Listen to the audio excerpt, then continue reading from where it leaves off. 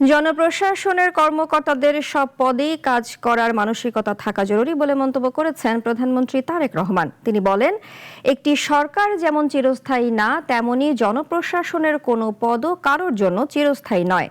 DC সম্মেলনের উদ্বোধন করে দিক নির্দেশনামূলক বক্তব্যে তিনি এসব কথা বলেন। দুর্নীতির সঙ্গে কোনো আপোষ নয়, সবাইকে নিয়মের মধ্যে আনাই সরকারের লক্ষ্য। বিস্তারিত রাশেদুল কাদিরের রিপোর্টে। রাজধানীর ওসমানী স্মৃতি মিলনায়তনে 4 দিনব্যাপী জেলা প্রশাসক সম্মেলন। প্রধানমন্ত্রী তারেক রহমান সচিবালয়ে নিজ দপ্তর থেকে পায়ে হেঁটে অংশ নেন উদ্বোধনী অনুষ্ঠানে।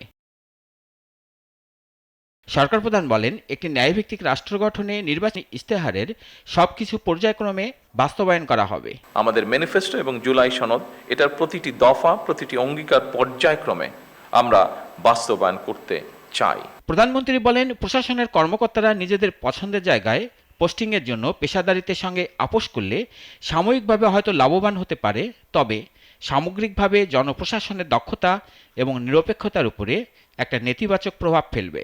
শুধুমাত্র পদোন্নতি কিংবা নিজেদের পছন্দের জায়গায় পোস্টিংয়ের জন্য পেশাদারিত্বের সঙ্গে আপোষ করলে সংশ্লিষ্ট কর্মকর্তারা সাময়িকভাবে হয়তো লাভবান হতে পারেন, তবে সেটি আমি ব্যক্তিগতভাবে যেটা মনে করি, তবে সেটি সার্বিকভাবে জনপ্রশাসনের দক্ষতা এবং নিরপেক্ষতার উপরে একটা নেতিবাচক প্রভাব ফেলে। প্রশাসনের কর্মকর্তাদের উদ্দেশ্যে সরকার প্রধান বলেন, দেশে যে কোনো স্থানে কাজ করার জন্য প্রস্তুত থাকতে হবে এবং প্রতিটি পদকেই গুরুত্বপূর্ণ ভাবতে হবে। আপনাদের প্রতি আমার বিশেষ আহ্বান থাকবে, জনপ্রশাসনের প্রতিটি পদকেই গুরুত্বপূর্ণ এবং অনিবার্য ভাবুন। দেশের যে কোনো স্থানেই যে কোনো সময় জনপ্রশাসনের যে কোনো পদে দায়িত্ব পালনের জন্য নিজেদেরকে দয়া করে মানসিকভাবে প্রস্তুত করে রাখুন। একটি সরকার যেরকম চিরস্থায়ী নয়, জনপ্রশাসনের কোনো পদ কারো জন্য চিরস্থায়ী নয়।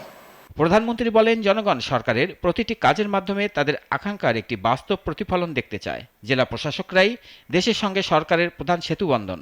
আপনাদের সততা, কর্মদক্ষতা এবং দায়বদ্ধতার উপরে সরকারের গৃহীত কার্যক্রমের সাফল্য বলা যায় প্রায় পুরোটাই নির্ভর করে। জেলা প্রশাসক সম্মেলন চলবে 6 মে পর্যন্ত এবং প্রশাসনের কর্মকর্তারা এতে অংশ নেবেন। রাশেদুল কাদির, নাগরিক, ঢাকা।